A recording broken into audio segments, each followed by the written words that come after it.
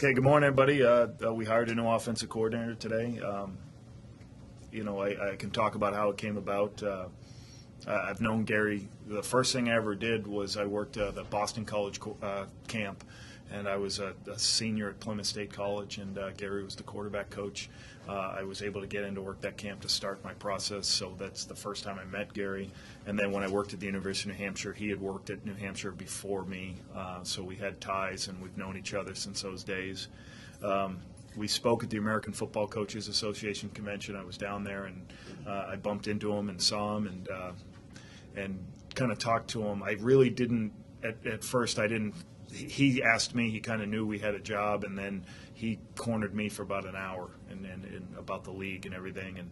And after that conversation, I had more phone calls with him. I talked to him for a couple times, sent him some information about our team and stuff like that, and he was very interested from the get-go. And then I called Joe, and I said, Joe, I got a guy who's really, really good. And Joe did a great job of kind of selling the franchise and everything going on. I had him call Gary a couple of times and talk to him about what the great things are happening here. And, I had him here. He was here on flew up Thursday night, interviewed Friday, and we were able to close the deal. So we're excited to have him. He's a good football coach, and certainly there's probably been 8 guys that I've worked with that he's worked with, so there's a relationship there, and just the UNH relationship, so we've known each other for a while. So it's a great hire. But you've never actually worked with him? Yeah, we've never been on the same staff, but, when I was at UNH, he was down at Boston College, and we would bump in or we'd go down and talk football. So, hi, Gary, hi, Paul. And then certainly Bob Wiley worked on the same staff as him, and I've worked with Bob Wiley. Chip Kelly from Oregon, the head coach of Oregon, and I worked the same staff. They've been together. And so there's been enough people that we've all known each other for years. And oh, my goodness. Who's going to call the plays? Huh? Well, that was, the first question. First of all, when I talked to Gary about the job, there's been none of the guys have said, I have to call the plays. Like Gary would have come up here and been the OC if I've said, I'm going to call the plays, Gary, hands down. Part of my thing as a head coach, I think, part of these guys have to have some ownership on these things, and for the guys on the staff to grow. So how I've talked to Gary about it, I said, if you're ready to call the plays, you can call the plays. If you think you're comfortable and ready, which I am sure he will be, he'll call the plays. He's done it for the Chicago Bears. He's done it at La Tech. He's a spread pass game guy like I am. One of the attractive things for him with this job is the fact that I am been a coordinator in the league and understand, because he was asking about all the motions, and there's a lot of different things, and he certainly has somebody he can lean on and say, well, why did you do this, and how did defenses try to attack that way. So I think being the OC without experience sometimes can be hard, but certainly having somebody here and also Pat Delmonico on our staff back helps a lot. So there has been no talk. I mean, Joe's never said, I can't call the plays. I know you guys have, Joe talked about Joe Gibbs. He used to call the plays. If you want to call the plays, Paul, call the plays. But I just feel like I've got a guy who I really will be excited to have. So certainly that's a conversation we'll have, and if he's comfortable with it, he's more than welcome to do it. The fact he doesn't have CFL experience obviously scare you off? Not at all. No. He is. I think he's one of the best offense coordinators in the nation, and his resume says that too. And certainly, when he talked about interest, I had no qualms about it. Now, part of that process is he's come up here he's been very good in the fact that, Paul, I need to learn this league. I need to study the league. And the thing that helps him, he's been a spread pass. His background is spread football. When he was at Louisiana Tech, they threw it all over the place. And when he was at BYU, they had the #1 offense in the country, and especially throwing the football. And he's run a lot of the quick screens and everything that are in our system already. And so certainly he wants to just learn what we do. We'll teach him our system, and then he'll get to expand from there, and I want to learn certainly a lot of the things that he did that he's been successful with. So I think it's going to be a great relationship. So there's no issue to me.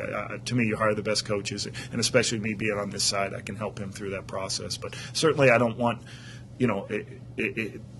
certainly I want him to be able to have ownership over it, though. But he does want to hear what the new things are, what the new differences about the leagues are. It sounds like at Maryland they had a new head coach, and maybe that head coach after the 2010 season wanted to bring some of his own people in. But there's also some talk about the contract that he had there. The fact that Coach Crowton was making $500,000 a year, or at least that's what was reported in the Washington Post. What would somebody coming from that kind of environment be motivated to take this kind of job? When the first reason I can tell you guys is the passion for the spread offense. I can tell you in conversations I've had, he's talked about he loves to throw. He's a former quarterback. He loves to throw the football. He loves the spread pass game, the zone read that most teams in this league run is kind of what he did at Oregon. And I think the last couple jobs he's had, he hasn't been as much as a spread throw it like he was at BYU and Louisiana Tech. So that's what I think the first passion. Just talking to him, and when I started to send him some playbook information, those are the things that got him, I think, most excited about the job. I think the other things, working with pro, and you can ask him yourself, but he did say, I like working with the pro athletes compared to the college and not having the guys go recruiting. And, and really the research he did about the organization. He thought there were a lot of good things. I mean, certainly showing him a brand new stadium was really helped his cause on Friday. We walked around and showed him the whole facility. And I think he's got a comfort level with me and the fact that how many people that we have in common, and also that there is, like he said the other day, I'm comfortable because there's somebody who's been there before who I can help a little bit or can get help with. So there's a lot of good things about the CFL, and so you'll have to ask him though. But I think those are the things we talked about. You mentioned his resume. It sounds like 2007 was kind of the best year he had, but a lot of not so great rated seasons since then. What do you like about his resume? Well, I like when he was at BYU. He took BYU had the best offense in the country 1 year at BYU, and then at La Tech. He's been known as an innovator in the pass game and some of the spread offenses. At Louisiana Tech, they had some of the best, put Louisiana Tech on the map, really. Tim Rattay was a kid who went from Louisiana Tech to the NFL. Gary had, I think, the third best pass offense when he was with the Bears. When he went to Oregon, they started getting Oregon on the map with the spread stuff, the spread no huddle offense, and that was the stuff Gary did. Then he left to go to LSU, and certainly every place he's went, because people have been attracted to him and wanted to bring him on board, and those are big programs that he's had a lot of success at. So, what kind of offense? Can you kind of sum it up in a paragraph? What kind of offense fans might expect this year? Then, because he seems to like to. We've seen the term razzle dazzle. Yeah, I saw it. Somebody. He's done everything. I mean, that's the nice thing about having a guy with experience. So when he was at LSU, it was a more run game. It was more run the football, and Oregon was more spread, no huddles, run the ball out of shotgun, and then La Tech was more like what Mike Leach did at Washington. It's hard to say for the fan. I mean, we'll continue to be spread. We're going to be able to throw the ball. We're going to be able to run the football. I'm just excited to get him up here and get him studying our film, seeing our players, and seeing what he likes. Things seeing what things he can incorporate into the systems. How much time do you think it'll take him to get up to speed with the game here? Not long. No, I don't think long at all. You end up, especially because his background's been if he was a two-back run the football person, but his background's been more of a spread no huddle guy. And so and certainly we'll start. I sent him a playbook home and all those things. And good coaches are good coaches, and I think he'll do a great job. It took you a while, though, adjusting to this game. Could you imagine if college plays the first year you're in the CFL?